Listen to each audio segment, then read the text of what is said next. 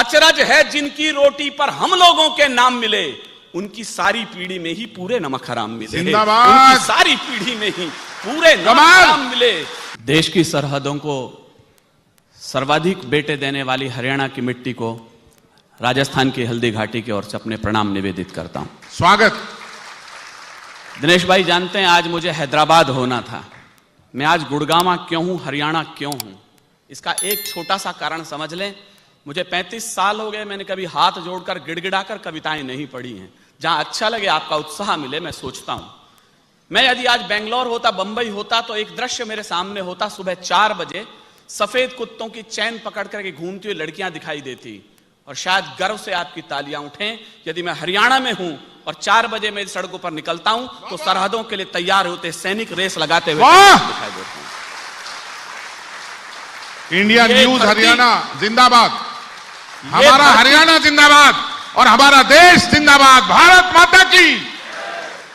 ये धरती रण में दुश्मन का कोई एहसान नहीं रखती। मेरे बारे में बड़ी बातें बताई हैं बलप्रीत जी। मेरे हिस्से में एक ही बड़ा गौरव आता है, मैंने उसी टाइगर हिल के नीचे भी कविताएं पढ़ी हैं जहां हमारे 523 बेटों ने खून से वंदे मातरम लिख दिया था।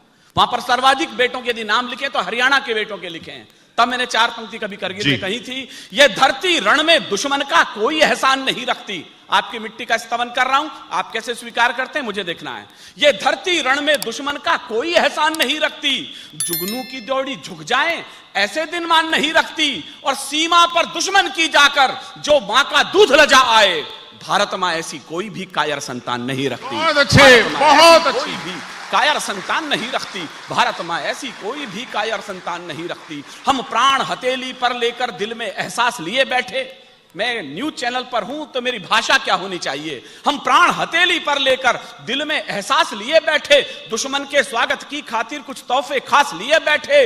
बढ़ चले मृत्यु के परवाने, शायद पीछे से दाद उठे, बढ़ चले मृत्यु के परवाने, जीने की है परवाह किसे, जीवन जीने की खातिर हम मृत्यु की प्यास लिए बैठे। जीवन जीने की खातिर हम मृत्यु की प्यास लिए बैठे। दुर्भाग्य यह है जिस देश का 77 वर्ष पूरे होने के बाद भी हम दिमागों से, जहनों के अंदर से धर्म और जाति की विसंगतियां ना मिटा सके, ये कूड़ा ना मिटा सके, तो बड़े अफसोस के साथ मुझे कहना पड़ता है इस चमन में आजकल कैसी हवा चलने लगी है।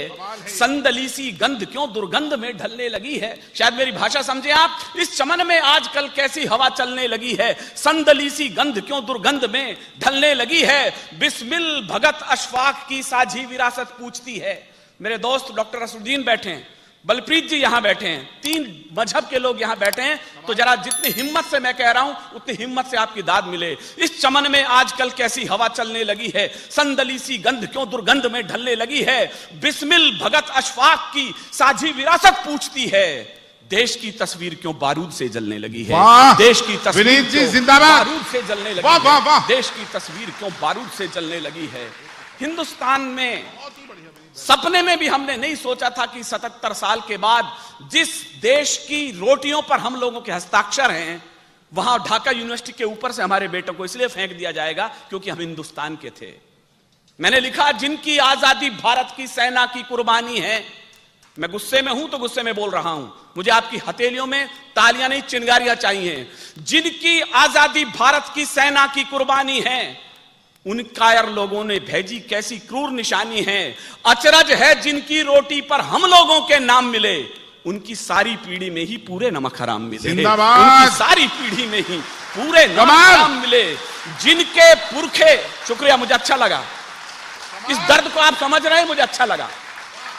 जिनके पुरखे आज तक भी भारत में शरणागत हैं, उन लोगों की आस्तीन के सांपों जैसी हालत है। क्या बात है? अपनी रक्तिम आंख, अंतिम लाइन मुझे विदा कीजिएगा, अपनी रक्तिम आंखों से मैं जलता भारत देख रहा हूं। मुझे नहीं पता बंगाल में जो कुछ रात को हुआ, मैं सुबह प्रधानमंत्री का भाषण सुन रहा हूं और रात्रि के दृश्य देख रहा हूं।